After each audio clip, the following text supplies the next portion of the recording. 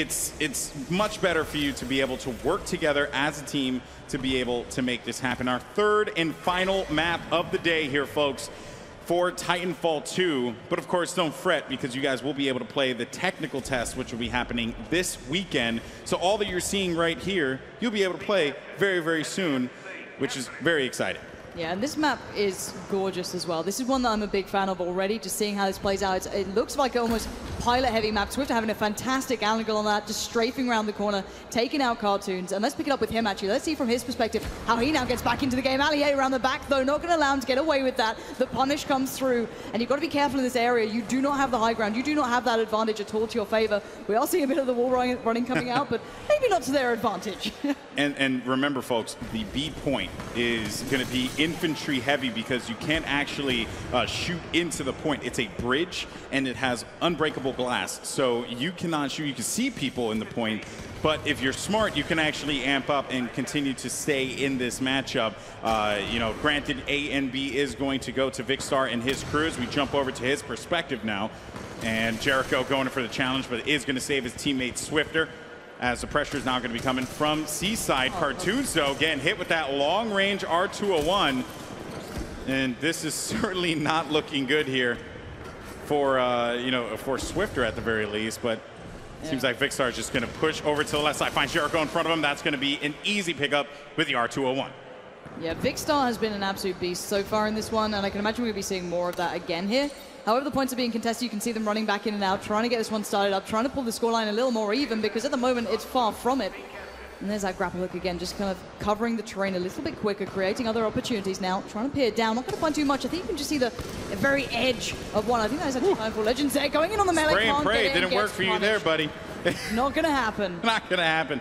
And another thing, too, Lauren, I want to point out, you see a lot of players grappling and then kind of just staying on the ground. Yeah. You really need to rely on your momentum. The grapple is a unique layer and a unique skill in itself. And for Darkness, though, throwing grenades is not a skill that he has, because he ended up tossing that one against the wall there. But, you know, we all make mistakes. Meanwhile, X Factor, easy pickings there, because Darkness was weakened from both of those grenades.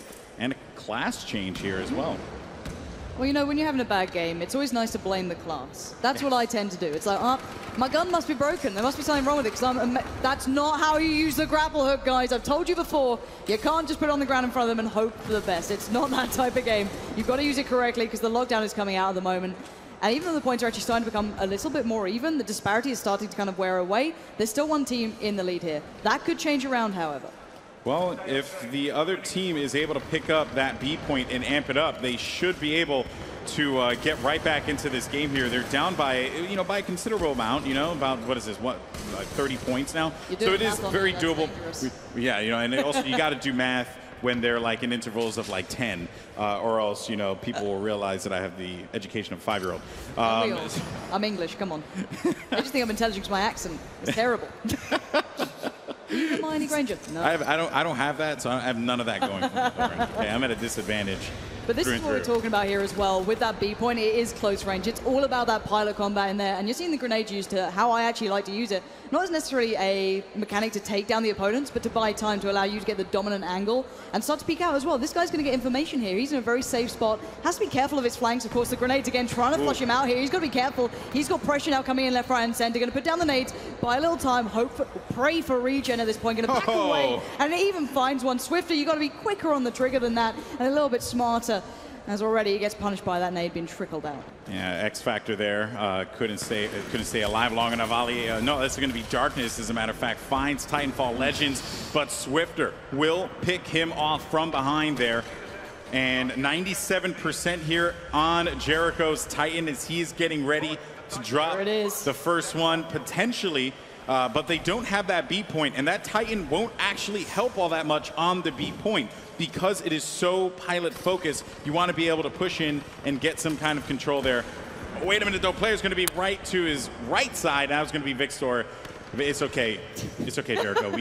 We don't judge. I mean, we do, but... Yeah, I think he goes chip tooth in that sort of situation. That's got to hurt. But still, he's going to call in that Titan.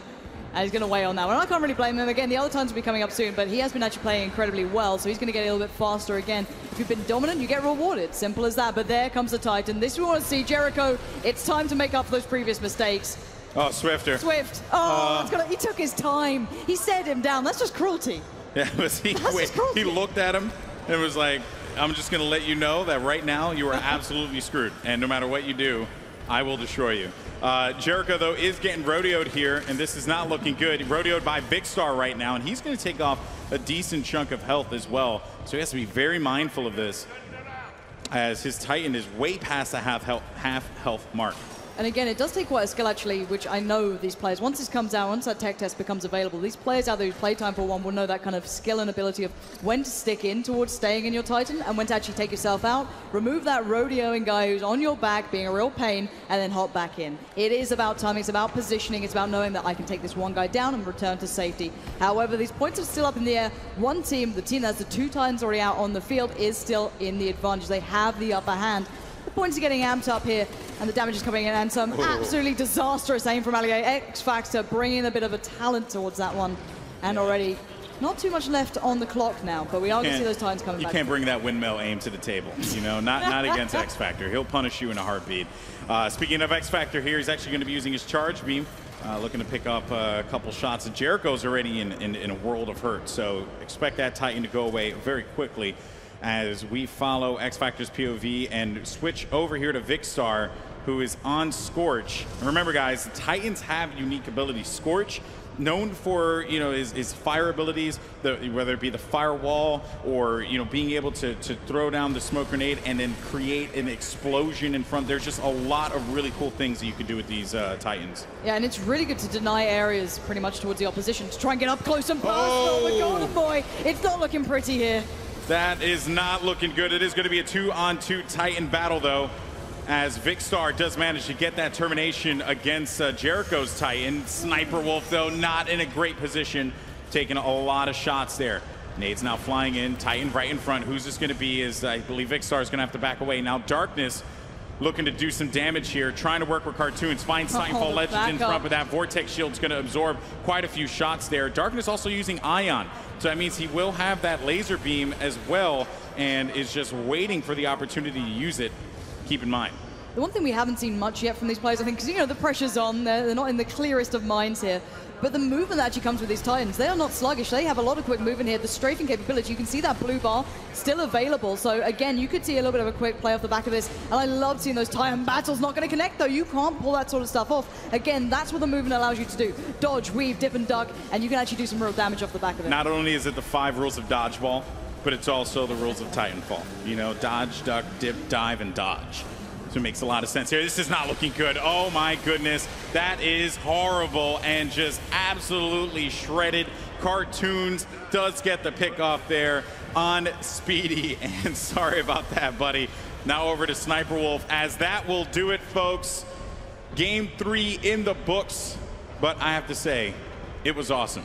Yeah, that was incredible to watch. As a fan of the FPS genre as a whole, This is good stuff. This is incredibly good stuff. They're still trying to make the mad escape, or I guess, you know, their last-ditch effort to try and make it out of here. The great escape, you might call it at this point, but with this much dominance, it's going to be tricky. However, they do have the Titans up, so they can make a bit of a battle on the way out. They can try and put a bit of a quick stand-up on this one, but still not going to be easy to do in this situation. You know, I say fight all the way, you know? Like, just slug it out.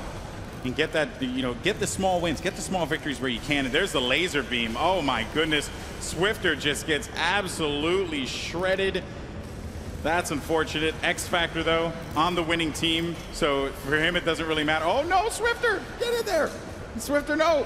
Oh, never mind. I completely forgot. When he missed it, I was like, Swifter, why? Please, why you do this? But he was the one who was supposed to destroy.